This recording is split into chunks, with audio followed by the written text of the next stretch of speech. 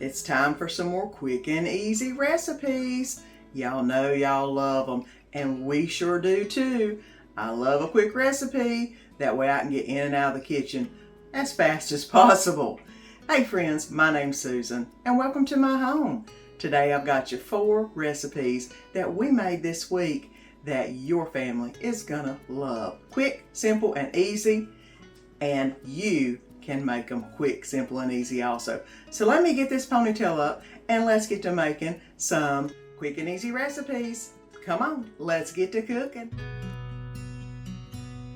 And this is what you call a quick Southwestern chopped salad. I've got some of my southern chicken tenders that y'all know I love from Food Line. I've already got them. I just put them in the microwave and nuked them. Like I said, this is a quick meal. I've got 1 head of romaine that I have chopped up nicely. I've got some onions, some chips to put on top like croutons. I've got some Mexican corn that I have drained. I've got some black beans that I have drained and rinsed. Some Colby Jack cheese because I'm out of Mexican. And then for our dressing, it's going to be some ranch, taco seasoning, and a little bit of lime juice to make the dressing mix, which I'm going to show you how to make right here in just a second. This is probably 1/4 of a cup, maybe 1/2 of a cup of just plain old ranch dressing. The recipe calls for you to make up this homemade type ranch. I go the easy way, y'all know me. I'm going to put some just regular old taco seasoning in here. Need a pretty decent amount, probably about a teaspoon. You make it the way you like it. And then 1 squirt of lime juice. Now let me taste it and see if that's where I want it to be. Okay, so I wound up adding a little bit more taco seasoning and another squirt of lime juice in it, and it is really good. You make it however you like it. So let's get to putting this salad together. First thing I'm going to do is add in the lettuce component, which is quite a bit of lettuce, because it is a salad. The next thing I'm going to do is add the corn,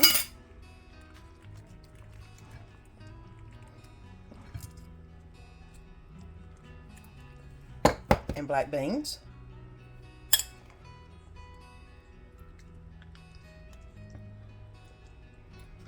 I'm also going to add some onion to this. It calls for tomato. I don't have any, but it is really good on it. I've made it before with the tomato, and it is really good.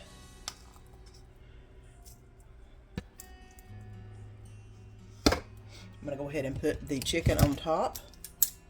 I have some of them that look like chicken tenders, and some of them I'm going to need to cut up.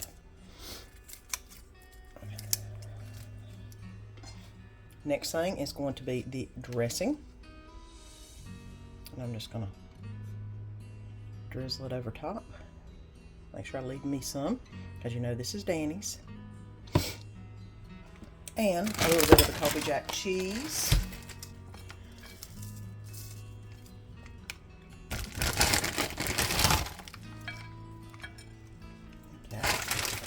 And last but not least, the tortilla shells. And all I'm going to do is just get them and crunch them up and put them on top. Kind of like the croutons for the top of it. This is such a quick, easy way to a great chicken salad. And that dressing mix, you can try it on anything. And tonight we're going to be making some ground beef fajitas. This sounded interesting. Steaks are a little bit expensive unless you can find them on sale. And this is one way to use ground beef in the place of steaks. I have got a little avocado spray. It called for avocado oil. I don't have any, but I've got some spray. I've got an onion that I have sliced up, some fajita seasoning, a little oregano, some green and red bell peppers, and the star of the show is in the pan right now, browning up. I'm going to go ahead and get this browned up, and I do have to get my tortillas out and what I'm going to put on after I get through making it. So let's get this browned up. And I have browned the ground beef. I have also drained all the fat. I'm going to go ahead and sprinkle over the fajita seasoning. It says 2 tablespoons, which is what I'm doing. And then I'm actually going to thought about adding a little bit of water. It doesn't say to add water to this. So I'm just going to marinate it in the spices for just a minute and let it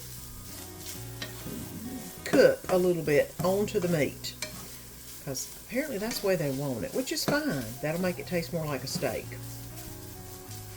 And now that that's just about done, I'm going to go ahead and take this out into a bowl. I went ahead and emptied all that out. I'm going to put in the avocado oil spray. It calls for avocado oil. I don't have any, but I'm going to put a little bit in there. Now it's time to add in all of our vegetables. The oil's looking nice and shimmery now. I'm going to go ahead and add in the bell peppers, the red and the green. And it is on a pretty high heat. I know that they normally do this to where it blackens the peppers. I am going to turn it down just a little bit. I want these to get a lot of flavor. I'm going to let this cook for about 5 minutes by itself. Now I'm going to go ahead and add in the onion. I'm going to leave them kind of sliced. That way they're a little bit big. But that'll be some good flavoring in amongst all these peppers. I did want the peppers to get cooked more or less, and that's what they did. I hope you're enjoying today's video, and if you are, please press that little button down below and subscribe. Don't forget to press that little bell and the all notification so you don't miss any of the good food and fun. But here we go. Onions are in. Let me give this a good stir. And there went an onion. It sacrificed itself. Now I'm going to turn this on low and let this cook for probably another 5 minutes, and then we'll be ready to add everything around. Now I've let this cook for a little bit on low. The recipe does call for some oregano. I'm not putting that in. I think I'm going to put a little bit of sprinkle more of the fajita seasoning, just because it smells so good. I'm going to go ahead and add back in the hamburger. And I don't know if I'm going to need any more fajita seasoning or not. We'll just see. I'll play it by ear. I think I do want to put a little bit of water in the bottom of the pan and saute this together for about 2 or 3 minutes. And then it should be time to make the fajita. And I added probably about 1/4 of a cup of water to this, and it smells amazing. And it is about time to get this in some wraps. Now I am going to make my own fajitas my way. Y'all know I'm going to do that. I'm going to add a little bit of this Mexican mayonnaise on the fajita spread. It just makes everything taste good. It makes the elote corn taste good, and I'm sure it's going to make this taste amazing too. Next, I'm going to be getting some meat to put on this. And here's what it looks like with the meat added on it. I didn't put a lot. I'm debating on whether I want to add the red, the green, and the taco, because this tastes so good, and I'm really unsure about that. I'm going to go ahead and do as is and add a few things to the top of it. I'm going to add a little bit of sour cream, and I'm going to add a little bit of Mexican cheese to the top of that. I mean, mind you, that's not a lot of meat, but it has such good flavor. I don't want to get it tasting taco-y. So let me go ahead and make 2 more for Danny, and we'll see how everything looks. These tasted very close to a steak fajita. It really surprised me. I enjoyed these thoroughly. If you want to make some fajitas and don't want to spend the money for steak, this is your recipe. And tonight we're going to make some creamy cracked chicken penne. I've got the penne boiling as we speak. I've got a little olive oil, some garlic, onion. This is chicken broth, some bacon bits, ranch dressing mix, cheddar cheese, cream cheese, heavy whipping cream, and some rotisserie chicken that I pulled. And this is ready to be made into something delectable tonight. I know Danny loves this one. He'll be happy when he comes through the door. So let's get to cooking. First thing on the list is adding a little bit of olive oil into the bottom of the pan. This is a non-stick pan, so it doesn't really need it, but it'll help. It's not as hot as I would like it, which is fine. I'm going to go ahead and add half an onion that I've got diced up to the mix. There we go. Well, that's getting there. Now, and I'm going to let that simmer for just a little bit. I've got this nicely sauteed up. I'm going to go ahead and add in a little bit of the garlic. This pan is so hot, I'm going to go ahead and add in the cold cream cheese. I didn't let it melt down, but I figured that'll help cool down the pot since it is so hot. I'm just going to go ahead and let this melt on in with everything else. And I have turned the pot down on low so it will quit cooking as high. Now I'm going to go ahead and get this mixed around and see if I can't get this melted in. Now that I've got this melted down a little bit, I'm going to go ahead and add in the ranch mix and stir that into the cream cheese. Won't take but a second. This cream cheese is starting to soften up a lot. So it's looking really, really, really, really good. Look at that. Ooh, it's getting there. The next I'm going to pour in is the chicken broth and heavy cream. Half a cup of each. And then let this work its magic for just a little bit and become a thin, creamy bunch of wonderfulness is what this is going to be. And it's just starting to boil. I'm going to go ahead and add in the 2 cups of chicken that I have shredded. There's that. Now that I've got that nicely mixed together, I'm going to go ahead and add in the 1 pack of the bacon bits. It is 2.8 ounces, which is perfectly 3/4 of a cup. Which, you know, those of us who like bacon, well, you know, that's going to taste really, really good. And now, the 1 cup of cheddar cheese is also going into the mix. This is going to be a thick sauce, which I don't hate it, not one bit. I like this kind of stuff.